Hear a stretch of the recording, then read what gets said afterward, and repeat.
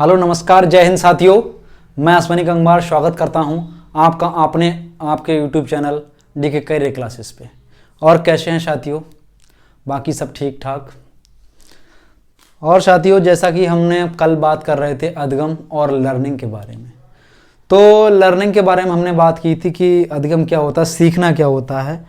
और जैसा मैंने बताया था कि सीखना एक सतत प्रक्रिया है, अनवरत प्रक्रिया है।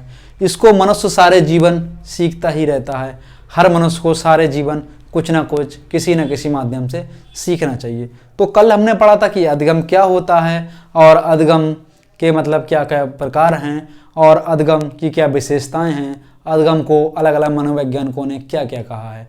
तो कल हमने वो पढ़ा था और आज हम पढ़ेंगे कि जो अधिगम का स्थानांतरण है वो क्या होता है।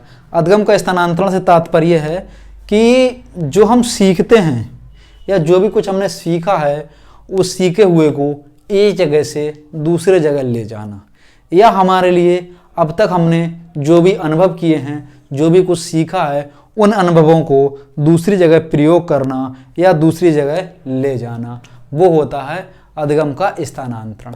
इसे कह सकते हैं ट्रांसफर ऑफ लर्निंग, यानी कि लर्निंग जो हमने सीखा है उसका दूसरी जगह ट्रांसफर करना, इसी को कहते हैं अधिगम का स्थानांतरण।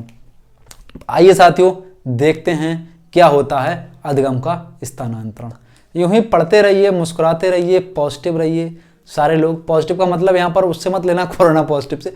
पॉजिटिव का मतलब खुद में आप सकारात्मक रहिए और अच्छा अच्छा सोचिए, हमेशा खुश रहिए, हमेशा खुश रहने की कोशिश कीजिए, हमेशा हंसते हुए रहिए, हमेशा अपना दिमाग पॉजिटिव रखिए, घर वालों के साथ अच्छे से रहिए, माता पिता के साथ अच्छे से रहिए, दोस्तों के साथ अच्छे से रहिए, हंसिए, मुस्कुराइए और ज़िंदगी को अपनी एंजॉय कीजिए।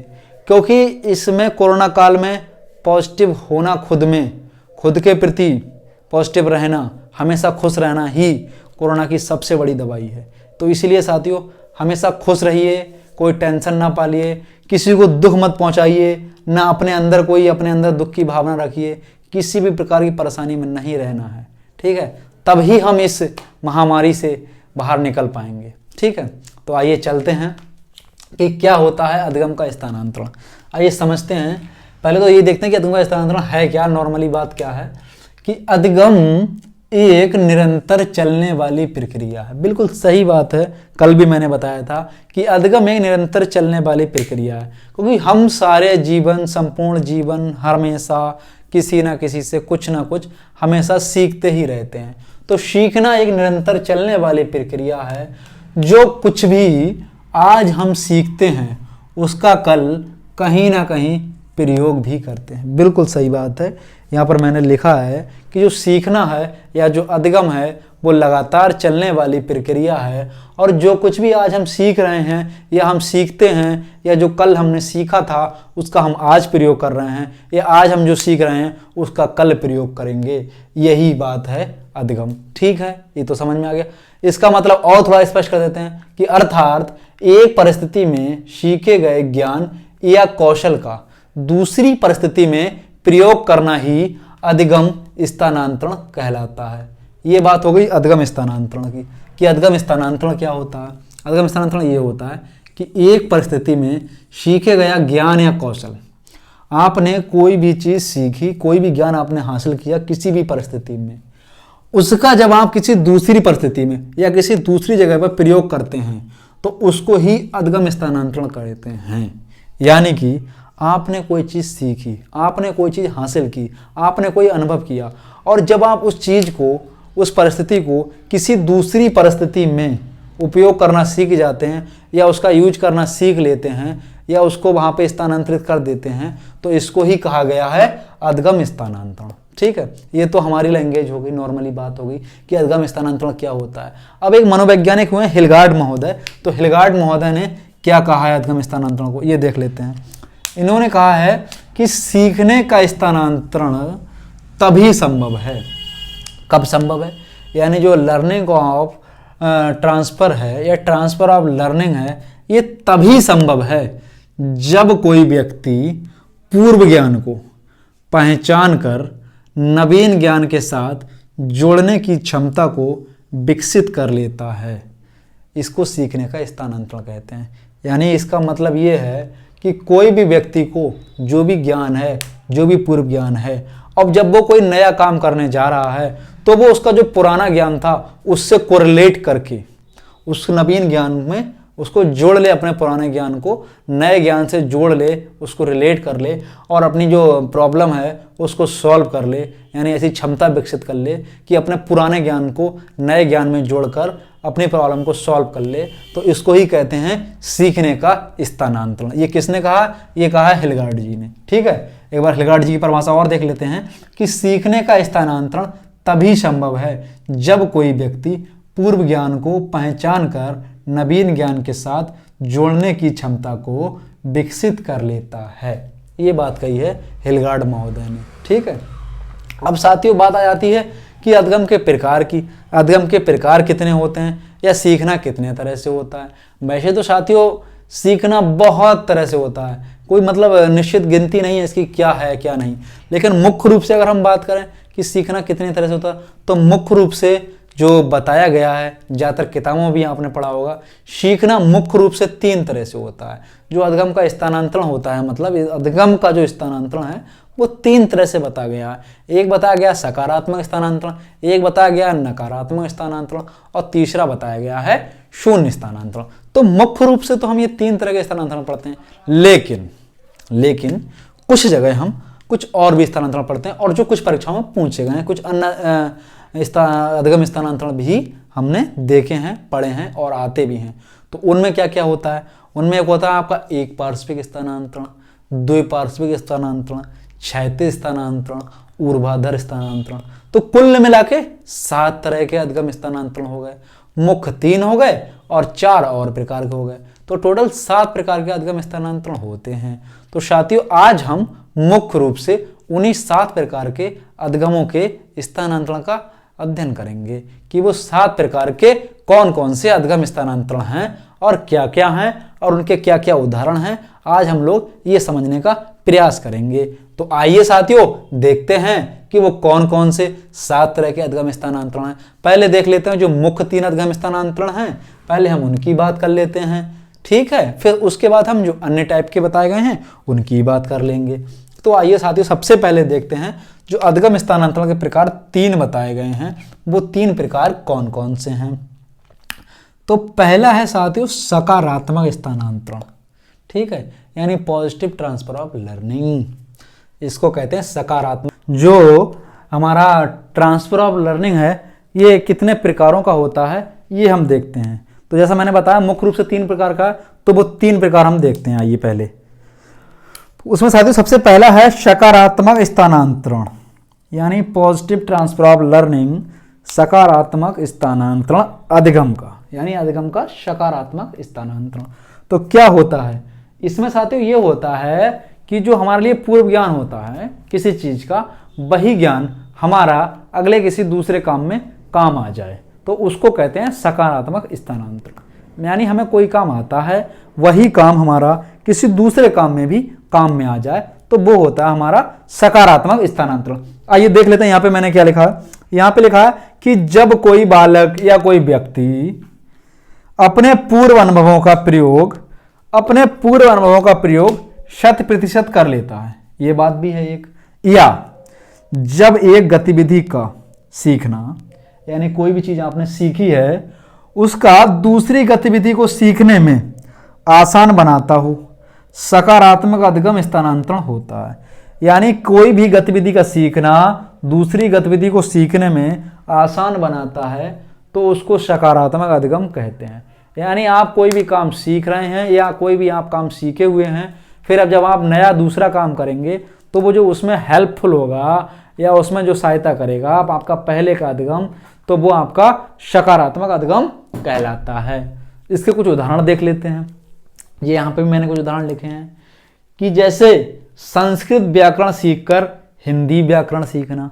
मान लिया आपने पहले संस्कृत व्याकरण सीख ली है और फिर आपको हिंदी व्याकरण सीखनी है, तो संस्कृत की व्याकरण आपके हिंदी व्याकरण में बहुत काम आएगी, काफी मैच करती है, समझ रहे हैं। तो एक यहाँ पे पहले का ज्ञान दूसरे ज्ञान में काम आ गया, यानी पहले की गतिविधि दूसरे गतिविधि में यहाँ पे हेल्पफुल रही। ठीक, अब दूसरी बात कर लेते हैं कि महिलाओं के लिए भी, लेडीज़ों के लिए भी, जो मुझको भी सुन रहे हैं या हैं भी, कि भाई उनका भी उदाहरण लेना जरूरी है। उनका उदाहरण ये है कि रोटी बनाने से पराठा बनाने का ज्ञान। मान लिया पहले आपको रोटी बनाना आती थी, आपने कभी पराठा नहीं बनाया, आपके लिए नई चीज़ होगी पराठा, लेकिन लगभग प्रोसेस तो वही है। जैसे आप रोटी बनाते हैं, फिर उसके बाद में पराठा बनाने में क्या है, उसी तरह से आपको उसको बनाना है, और उसके बाद में आपने उसको आपको तेल या घी से सेंक देना है बाद में, तो वो आपका पराठा बन गया। यानी आपका जो पहले का ज्ञान था वो दूसरे ज्ञान में भी सहायक सिद्ध हो गया। तो ये है सकारात्मक स्थानांतरण का उदाहरण। अगला उदाहरण और देख लेते हैं कि साइकिल के अनुभव से आधार पर गाड़ी या स्कूटर चलाना। यानी आपको पता है कि साइकिल या कैसे चलती है, उसी के आधार पर आपने धीरे धीरे गाड़ी चलाना सीख ली, स्कूटर चलाना भी सीख लिया। ये भी आपका सकारात्मक स्थानांतरण हो गया। इसका एक उदाहरण और है कि जैसे आपको गणित का ज्ञान है, आपको गणित आता है, तो उसी के आधार पर आपने सांख्यिकी समस्याओं का भी समाधान करना सीख लिया है। यानी आप गणित के टीचर थे, तो उसी के आधार पर आपने सांख्यिकी हल करना भी सीख लिया है। तो इससे क्या होता है, इन सब उदाहरणों से ये पता चलता है कि आपका जो पहले का ज्ञान था या आपने जो पहले सीखा है वो आपके बाद के सीखने में भी हेल्पफुल है या सहायक है। तो वे सारे उदाहरण सकारात्मक स्थानांतरण के अधिगम के हो गए। अब दूसरा स्थानांतरण कौन सा होता है, जो मैंने आपको बताया, वो होता है ऋणात्मक स्थानांतरण या नकारात्मक स्थानांतरण। अधिगम का नकारात्मक स्थानांतरण या अधिगम का आपका ऋणात्मक स्थानांतरण, मतलब लगभग एक ही निगेटिव बात होती है यहाँ पे। तो इसमें क्या होता है कि आपने जो कुछ भी सीखा है, आपका कोई भी अनुभव है, वो आपके दूसरी जगह पे काम में ना आए। आपने कोई काम सीखा है, वो दूसरी जगह पे हेल्पफुल ना हो, तो वहां पे आपका नकारात्मक स्थानांतरण हो जाता है। ठीक है, आइए देख लेते हैं कि नकारात्मक स्थानांतरण क्या होता है।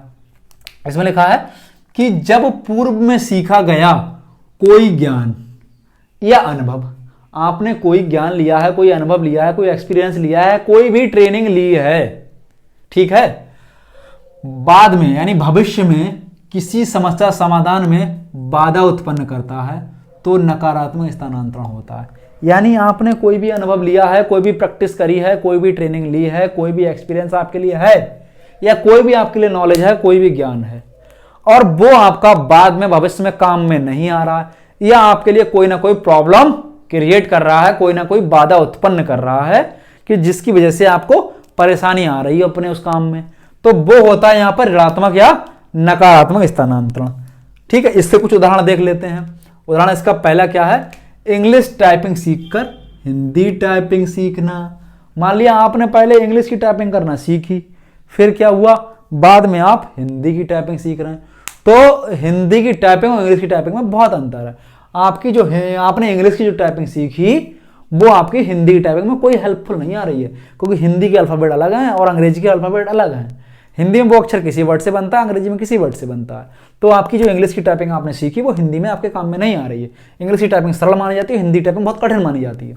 तो इसीलिए वो ज्ञान आपका वहाँ पे कोई काम में नहीं आया और आपको बाधा डाल रहा है। एक उदाहरण तो ये हो गया।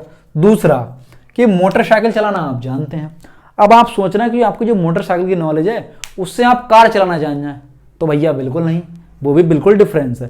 कार चलाने का बिल्कुल एक अपना अलग सिस्टम है और मोटरसाइकिल चलाने का बिल्कुल अलग सिस्टम है। तो आपका दूसरा उदाहरण हो गया कि मोटरसाइकिल के अनुभव से कार सीखना, भैया बिल्कुल मैच नहीं करेगा।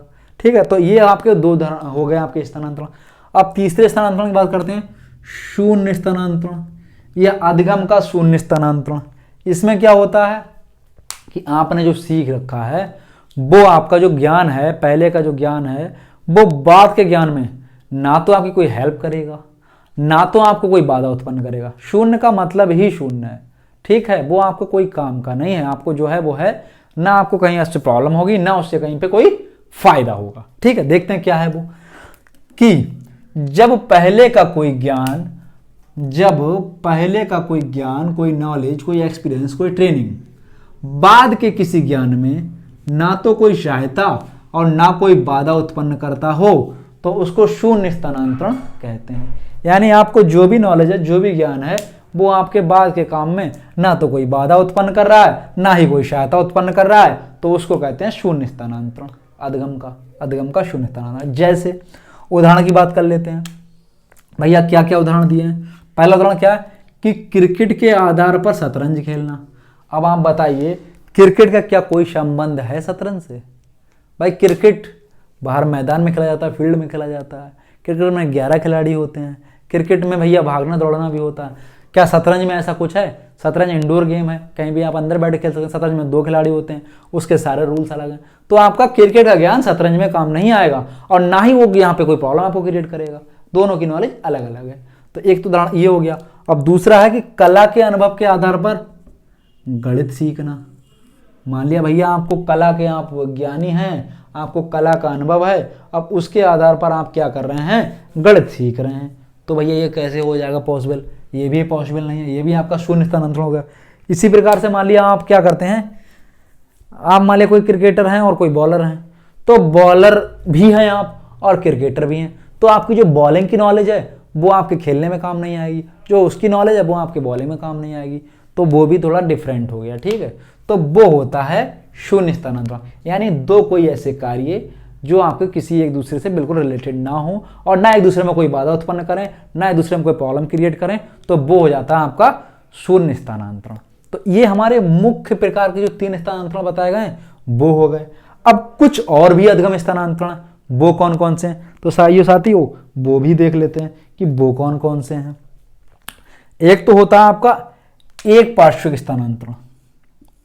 पहला है एक पार्श्विक स्थानांतरण, कुछ जगह इसको लिख देते हैं एक पक्षीय स्थानांतरण या सिर्फ पार्श्विक स्थानांतरण। 3 नाम हो गए इसके, एक पार्श्विक स्थानांतरण, पार्श्विक स्थानांतरण या एक पक्षीय स्थानांतरण। अब ये क्या होता है ये देख लेते हैं। इसमें क्या होता है कि आपको कोई काम आता है किसी एक अंग से या दोनों अंगों से, अब किसी कारणवश आपका वो एक अंग खराब हो गया, अब मजबूरी हो गई भैया आपका वो अंग काम ही नहीं कर रहा है, तो आपकी मजबूरी हो गई कि आप वो काम को दूसरे हाथ से करना सीखेंगे या दूसरे हाथ से करेंगे, तो वो हो जाता है आपका एक पार्श्विक स्थानांतरण। कैसे, आइए देखते हैं परिभाषा और उदाहरण के माध्यमों से। भाई देखते हैं पहले परिभाषा कि किसी कारणवश एक अंग से सीखा गया कौशल कुछ समय या हमेशा के लिए दूसरे अंग में स्थानांतरित कर लेना एक पार्श्विक स्थानांतरण कहलाता है। यानी किसी भी कारण से आपका जिन अंगों से आपके कोई अंग में कोई कौशल था, चाहे हाथ हुआ, चाहे पैर हुआ या बॉडी का कोई और पार्ट हुआ, किसी कारणवश वह कौशल आपके दूसरे अंग में ट्रांसफर हो गया या हमेशा के लिए ट्रांसफर हो गया, इसको ही एक पार्श्विक स्थानांतरण कहते हैं। अब कैसे, उदाहरण देख लेते हैं।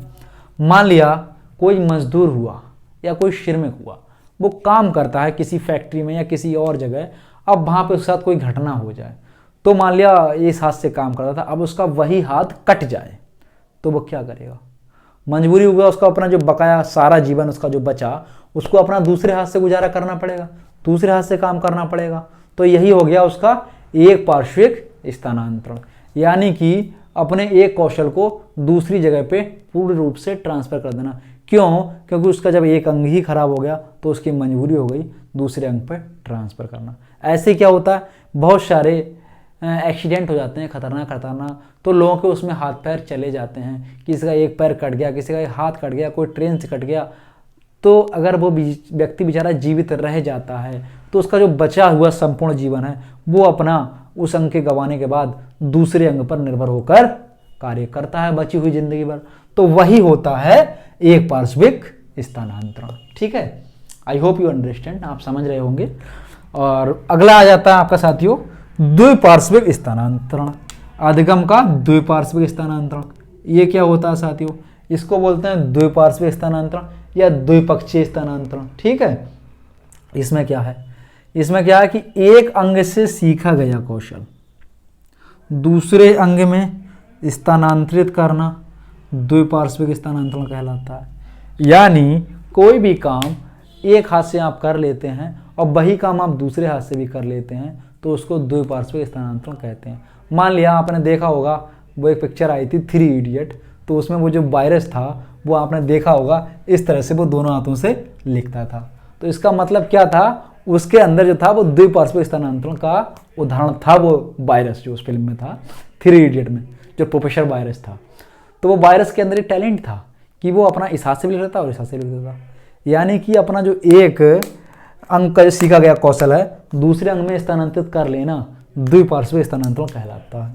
ठीक है, जैसे लिखा ये कि दाएं हाथ से लिखने वाले विद्यार्थी का बाएं हाथ से भी लिखना, यानी कोई व्यक्ति आपका दाएं हाथ से भी लिख लेता है और वो बाएं हाथ से भी लिख लेता है, तो ये उदाहरण हो गया द्विपार्श्विक स्थानांतरण का। इसी तरह से कोई खिलाड़ी है, मान लिया क्रिकेटर है, तो वो लेफ्ट हैंड से भी खेल लेता है और राइट हैंड से भी खेल लेता है, यानी वो लेफ्टी भी है और राइटी भी है। कोई खिलाड़ी है, बॉलर है, वो लेफ्ट हैंड से भी बॉलिंग कर लेता है, राइट हैंड से भी बॉलिंग कर लेता है। तो ये सारे उदाहरण हो गए द्विपार्श्विक उदाहरण स्थानांतरण के। ठीक है, अब अगला आ जाता है इसी में तीसरा, क्षैतिज स्थानांतरण। क्षैतिज स्थानांतरण, ठीक है, इसमें क्या होता है? क्षैतिज स्थानांतरण में क्या होता है? जब दो विषय वस्तु यानी दो सब्जेक्ट, इसमें क्या होता है, एक दूसरे से बिल्कुल अलग हो, यानी दो सब्जेक्ट जो हैं वो एक दूसरे से बिल्कुल संबंधित नहीं हैं, दो विषय वस्तु एक दूसरे से संबंधित ना हो, फिर भी एक दूसरे का प्रयोग एक दूसरे में हो जाए, यानी दो सब्जेक्ट हैं जो एक दूसरे से बिल्कुल कनेक्ट नहीं हैं, फिर भी वो एक दूसरे में हेल्पफुल हैं, तो वहाँ पे क्षैतिज स्थानांतरण हो जाएगा।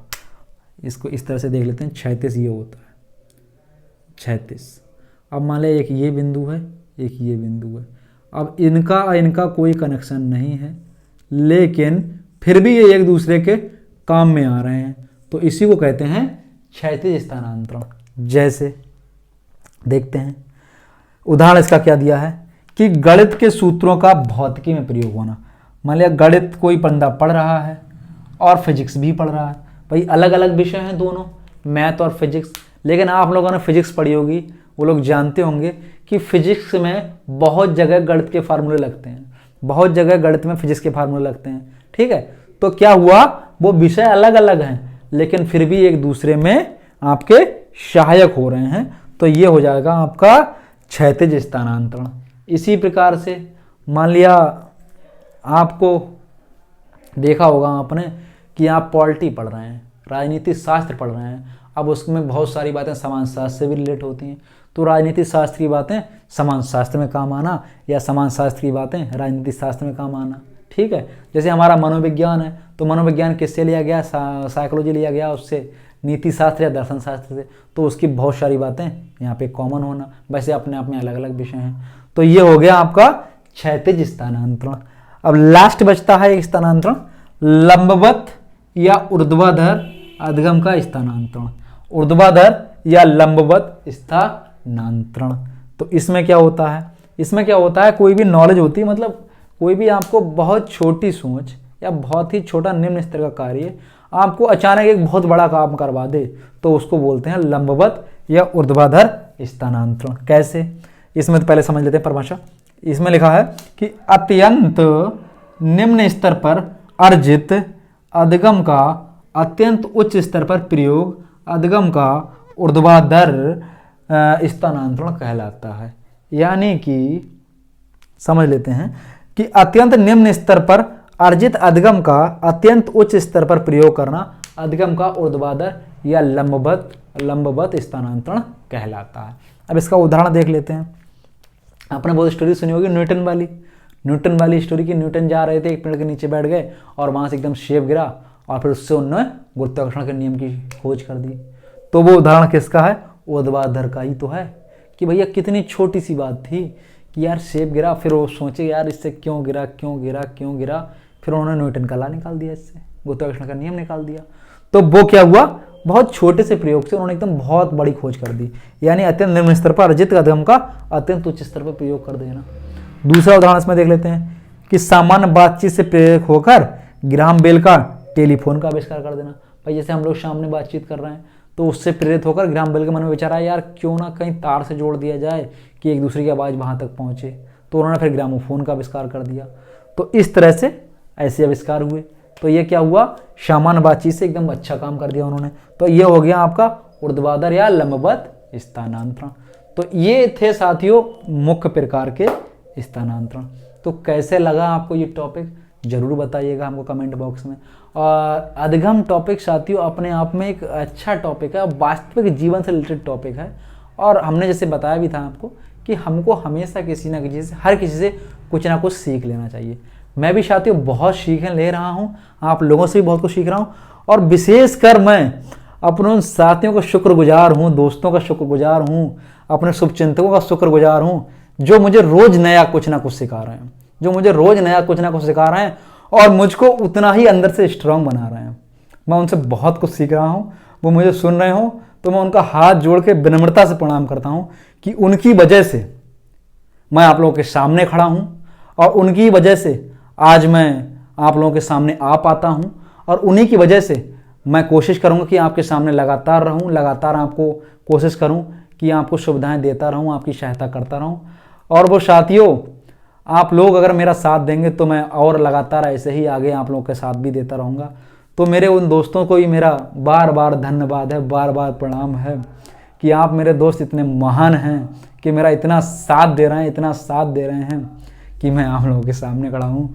ठीक है साथियों, हमारे चैनल से जुड़े रहने के लिए धन्यवाद, और यूँ ही हमारे चैनल को आप लोगों का प्यार मिलता रहे तो हम लोग धीरे धीरे आपके लिए और भी सहायता देते रहेंगे।